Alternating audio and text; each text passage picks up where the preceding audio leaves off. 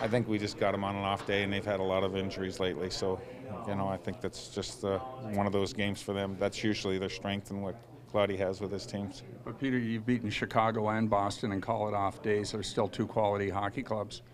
And I mean, this is, I guess, a mark as to where this team is moving along toward. I mean, you have to play against everybody and beat everybody if you want to be one of the better teams. And consistency is what you're always looking for. You're looking for an effort, consistency. And through all that time, we certainly made a lot of mistakes, and we certainly did things we have to do better.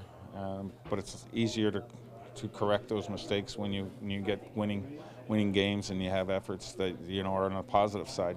When you're on a down streak, it's harder. People start squeezing their sticks and so forth. But we've had a decent effort. We've done some things. We've found ways to get points, and in the last number of games, we've had some success. And backside pressure, how important has that been in terms of cutting down the shots? Huge. I mean, that's the biggest part of the game right now is the back pressure. You got to have the tracking and your pressure from the backside, and not allowing teams to join the rush as well. You got teams like Ottawa, and you got a Carlson. You can't stop him from getting up there, and he skates so well. But you got to have those numbers coming back so that they have to play the game differently, and you can't wait for help and can't wait for their second wave of attacks. So back pressure is huge. I mean, that's the big part of our game. Is that something that was a quick buy-in from you guys, or was it kind of gradual as the season was going on, or even from training camp? I think that it was a progression. We talked about it, and we felt like we had to re-emphasize that again, and we felt like we weren't doing a good enough job with it, especially in the first few games, and we had to make more of an emphasis about how we wanted to play, and that had to be part of it, had to be part of the staple to the way we wanted to play.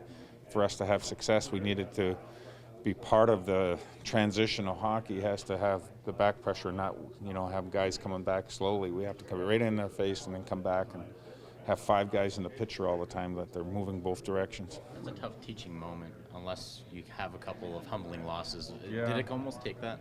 Well, there was definitely some humbling times where we felt like we weren't playing very well and we had to get better, and so that's part of a team's growth, and our team's growing. I think there's a lot of collective group of people in here that want to get better, and they're listening, and we're getting better in certain areas, and we're pointing those areas out, and they're doing a job that they need to. But that was an area for sure that we felt like we had to get better at early in the season. Randy talked about third man high. The guys are buying into it. And there's a couple of cases last night where earlier in the season, that's an odd man rush. Well, we were jumping down with that third man a lot early in the season, and that was creating them to jump up. And teams want to activate their D, or most teams want to activate their defense, and that was giving them an odd man chance.